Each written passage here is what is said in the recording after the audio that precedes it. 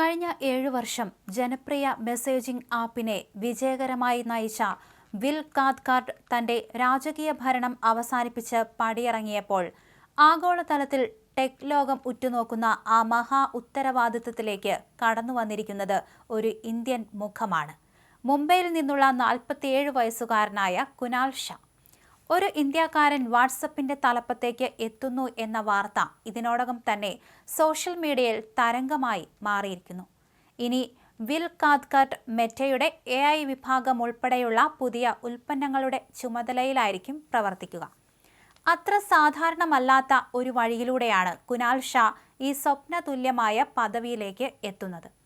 പ്രമുഖ financial ആപ്പായ ക്രെഡിന്റെ സ്ഥാപകനും തലവനുമായിരുന്ന Kunal tech ലോകത്തെ അതികായൻ mark സുക്കർബർഗിന്റെ മെറ്റയുമായി കൈകോർത്തതോടെയാണ് WhatsApp മേധാവിയായി ഉയർന്നത്. ക്രെഡിന്റെ 20% ഓഹരി മെറ്റ സ്വന്തമാക്കിയതും ഏകദേശം 8,550 കോടി രൂപയുടെ ഞെട്ടിക്കുന്ന നിക്ഷേപം നടത്തിയതുമാണ് ഈ വലിയ മാറ്റത്തിന് വഴിയൊരുക്കിയത്. ക്രെഡിലെ ഉപഭോക്താക്കളുടെ വിവരങ്ങളൊന്നും തങ്ങൾക്ക് ആവശ്യമില്ല എന്ന് മെറ്റ വ്യക്തമാക്കിയത് ഈ ബിഗ് ഡീലിന്റെ മാറ്റുകൂട്ടി.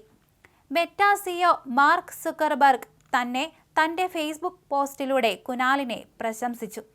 ക്രെഡിനെ ഇന്ത്യയിലെ വലിയ കമ്പനികളാക്കി മാറ്റിയത് കുനാലാണ്, സുക്കർബർഗ് കുറിച്ചു. മാർക്ക് സുക്കർബർഗിനൊപ്പം മെറ്റയിൽ പ്രവർത്തിക്കാൻ കഴിയുന്നത് വലിയ സന്തോഷമാണ് എന്ന് കുനാലും പ്രതികരിച്ചു.